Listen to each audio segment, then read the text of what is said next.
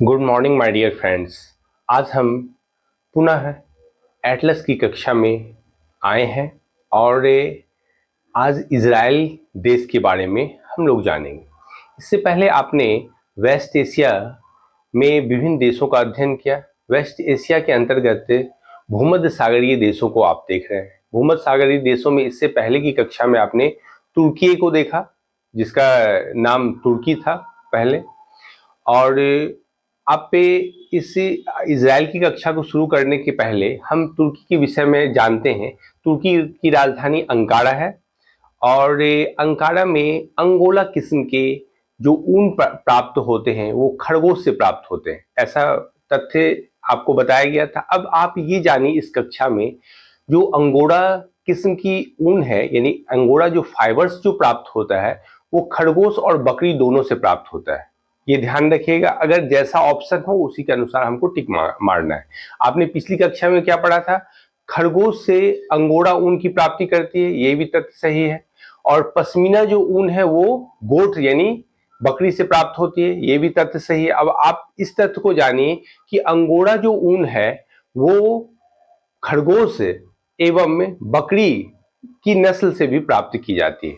अब देखिए यहाँ पर एक तथ्य ध्यान रखिएगा, यहाँ लिखा अंगोरा ऊन है। अंगोरा किस्म की जो नस्ल है वो बकरी का जो नस्ल है, इससे देखिए अंगोरा ऊन प्राप्त होता है, लेकिन इसको मोहेर, देख रहे हैं ना, मोहेर ऊन की प्राप्ति होती है। जो बकरी से प्राप्त करते हैं उसको मोहेर ऊन कहा जाता है। ऐसे ऊन जो है जम्मू कश्मीर में भी इसका उत्पादन किया जाता है। ध्यान रखिएगा, भारत में जम्मू कश्मीर में भी मोहेर ऊन जो अंगोरा किस्म की बकरी से प्राप्त होती है उसका उत्पादन किया जाता है। खरगोश से भी अंगोरा किस्म की ऊन प्राप्त होती है। ये जो फाइबर्स जो प्राप्त होता है अंगोरा खरगोश से, उसको भी हम अंगोरा कहते हैं। ये आपको ध्यान रखना है इस तथ्य को। आइए अगले क्लास पे चलते हैं, हम इज़राइल को देखते हैं। तो इज़राइल की अवस्थिति को देखिए, आप देख रहे हैं ये अफ्रीका का भाग है, अफ्रीका है ये, देख रहे हैं अफ्रीका। और अफ्रीका से ही संबद्ध क्या है? मिस्र है, जिसको इजिप्ट कहा जाता है, आप जानते ही होंगे। अब देखिए क्या आपने भूमध्य सागरीय देश को देखा, भूमध्य सागर है इस क्षेत्र में, भूमध्य सागर है। तो भूमध्य सागर के इससे पहले के देशों में आपने पढ़ा था साइप्रस को, जो कि द्वीपीय देश था। फिर आगे जब आप बढ़े थे तो आपको दिखाई दिया था कौन? सीरिया, उसके बाद लेबनान, लेबनान की स्थिति थी, इज़राइल की स्थिति थी। आपने तुर्की को देखा था, फिर सीरिया, लेबनान और इज़राइल को आप देखा था, ठीक है। अब यहाँ पर हम इज़राइल का स्वतंत्र रूप से अध्ययन कर रहे हैं। तो इज़राइल देखिए, इज़राइल जो घिरा हुआ है किन देशों से? अरब देशों से घिरा हुआ है। एक्चुअली भूमध्य सागरीय देश वेस्ट एशिया के देश होते हैं और इसमें ये अरब प्रायद्वीप से भी जुड़ा हुआ भाग है। और इस क्षेत्र में एक अफ्रीका है। तो अरब स्प्रिंग को जब आप अंतर्राष्ट्रीय संबंधों में पढ़िएगा तो अरब स्प्रिंग में मिस्र को भी शामिल किया जाता है। अब यहाँ देखिए हम इज़राइल की अवस्थिति को देखते हैं। तो ये जो है अफ्रीका और एशिया से जुड़ा हुआ पार्ट है, इसको हम सिनाई प्रायद्वीप कहते हैं। ये हल्का लगता हुआ लगेगा, सटा हुआ पार्ट है, ठीक है। तो इसको सिनाई प्रायद्वीप कहते हैं। इसी के आसपास की स्थिति को यदि आप एटलस में अवलोकन कीजिएगा तो वहां आपको स्वेज नहर दिखाई देगा। स्वेज नहर की स्थिति आप देख सकते हैं इसको एटलस में। तो यहाँ देखिए ये सिनाई प्रायद्वीप है जो कि इससे सटा हुआ है, ये भाग से। ये पूरा हम इज़राइल नहीं कहेंगे, बल्कि इज़राइल ये वाला भाग है सिर्फ। ये जो आप देख रहे हैं ना, ये हरे कलर से कर दिया गया है, ये इज़राइल का भाग है, पूरा संपूर्ण इज़राइल नहीं है। लेकिन अभी इज़राइल का इस क्षेत्र पर नियंत्रण है, इसी कारण हम इसको पूरा पढ़ रहे हैं। अब यहाँ देखिए ये सिनाई प्रायद्वीप है और सिनाई प्रायद्वीप है, ये मिस्र का भाग है जो इससे जुड़ा हुआ है सिनाई प्रायद्वीप से। और यहाँ पर आप देखिए दूसरा, ये देखिए गोलन हाइट्स है जो कि सीरिया का क्षेत्र है। सीरिया और लेबनान से संबंधित क्षेत्र है, लेकिन सीरिया का ही इस पर नियंत्रण था पहले। अब इज़राइल इस पर नियंत्रण करता है।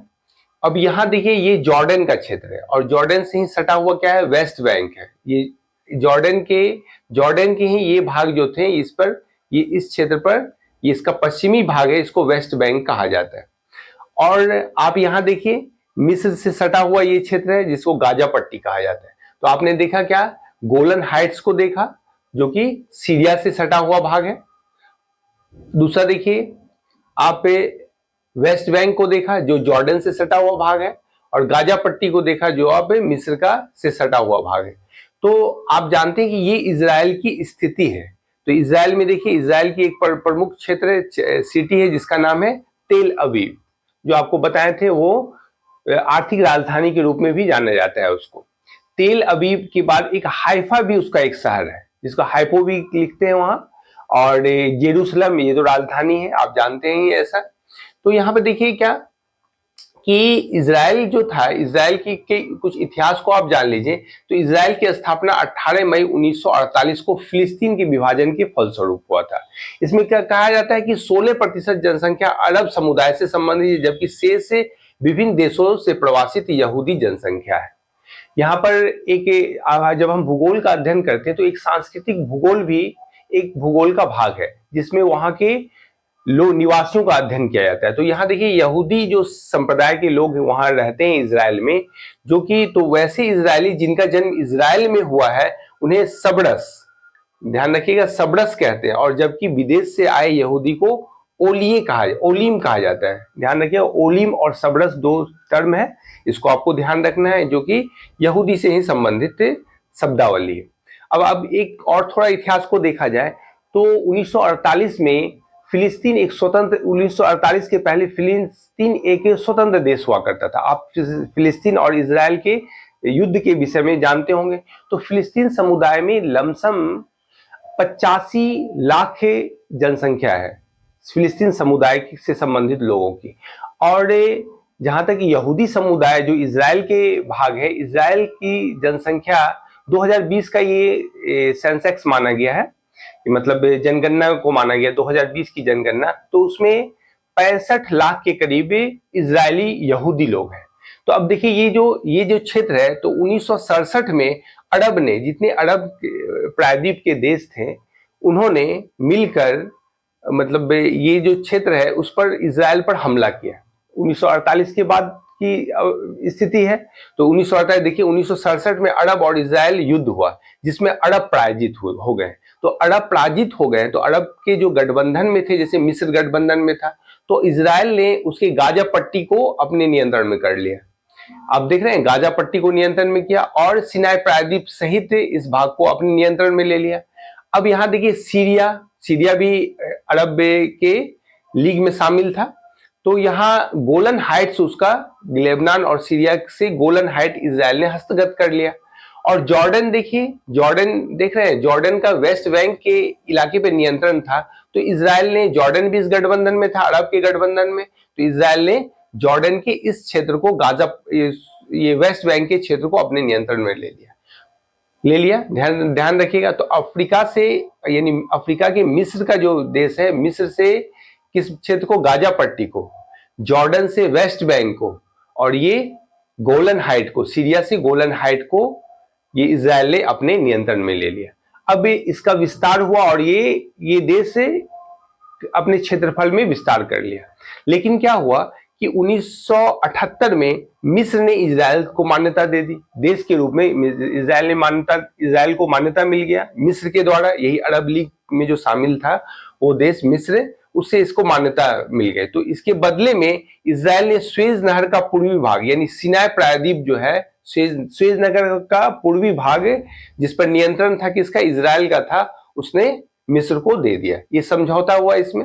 अब आप देखिएगा, फिलिस्तीन शरणार्थी संकट के रूप में, तो फिलिस्तीन के जो क्षेत्र थे वो क्या हुआ कि अभी भी माना जाए, अगर फिलिस्तीन पर नियंत्रण देखा जाए तो स्वायत्त क्षेत्र के रूप में फिलिस्तीन को मान्यता है, और इसका पूर्ण नियंत्रण इजराइल के पास है। आज भी इजराइल के पास से इसका पूरा नियंत्रण है। तो यहाँ पर युद्ध के बाद, यानी 67 के बाद स्थिति ये हुई कि फिलिस्तीन की बहुत बड़ी जनसंख्या तो कहाँ शरणार्थी के रूप में निवास कर रही है। एक तो 10 लाख शरणार्थी की समस्या से स्वयं में इजराइल जूझ रहा है, और दूसरे जितने भी बड़ी संख्या में फिलिस्तीन, जो 85 लाख जो बताए फिलिस्तीन की जनसंख्या है, उसमें बहुत से जो फिलिस्तीनी है वो शरणार्थी के रूप में गाजा पट्टी में, देख रहे हैं गाजा स्ट्रिप जो है उस क्षेत्र में, और दूसरा जॉर्डन के वेस्ट बैंक वाले क्षेत्र में ये शरणार्थी के रूप में आज भी है।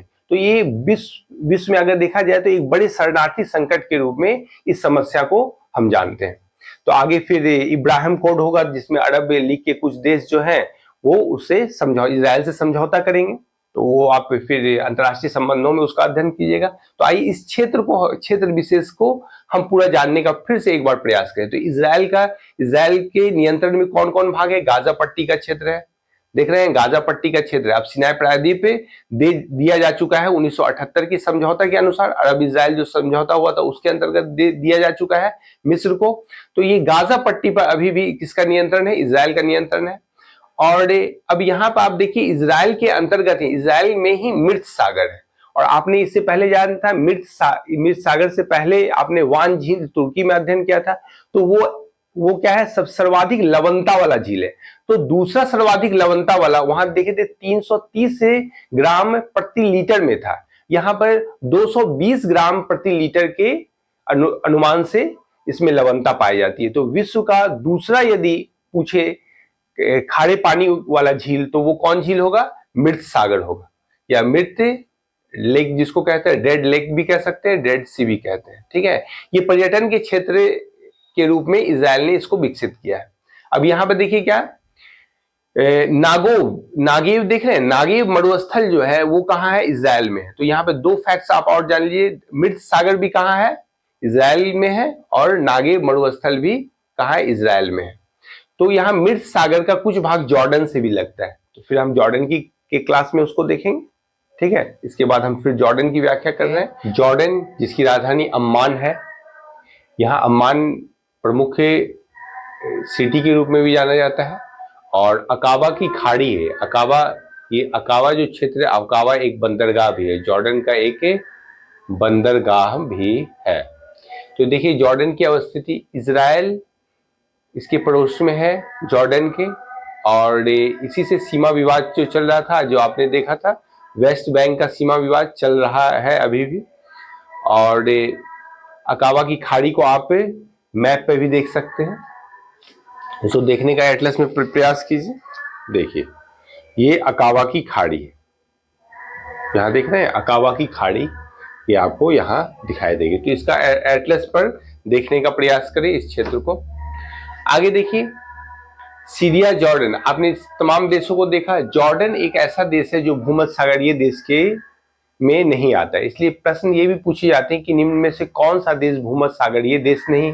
जैसे आपने भूमध्य सागरीय देशों को देखा, टर्की, सीरिया, लेबनान या अन्य जो क्षेत्रों का अध्ययन किया। अब देखिए यहाँ इजराइल के साथ विवादित क्षेत्र कौन है? सिनाई प्रायद्वीप मिस्र के साथ है, समझ, इसका समझौता हो चुका है, जिसके कारण सिनाई प्रायद्वीप के स्वेज नहर का कुछ भाग इजराइल द्वारा लौटा दिया गया है। गोलन पहाड़ी सीरिया के साथ विवाद है इसका, वेस्ट बैंक जॉर्डन के साथ विवाद है, आपने इससे पहले देखा है इसको। अब देखिए यहाँ पर पश्चिम एशिया का एक ऐसा देश जहाँ पेट्रोलियम और गैस का भंडार नहीं पाया जाता है, गौर करने वाली बात है, नहीं पाया जाता है।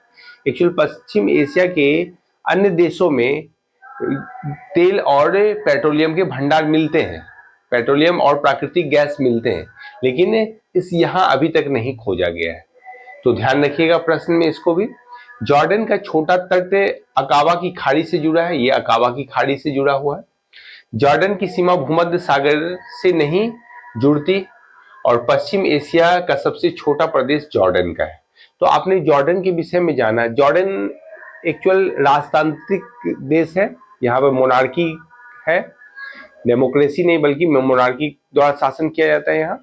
और इसके विषय में ये जाएगी 80% जो है जॉर्डन का भाग मरुस्थलीय भाग है, क्योंकि जॉर्डन और इजराइल की सीमा दोनों साझा करती है, और मृत सागर दोनों ही देशों में पड़ता है, जॉर्डन और इजराइल दोनों में ही पड़ता है। इसलिए अगर मृत सागर की सीमा, जो कि क्या है, दूसरा सबसे बड़ा खारे पानी का क्षेत्र है, तो आप इससे पहले देखिए 330 ग्राम में 1 लीटर पानी में वान झील, जो तुर्की के वान झील में खारापन है, तो वहीं दूसरा विश्व का सबसे खारा क्षेत्र मृत सागर है। और मृत सागर में आप देखिए इसको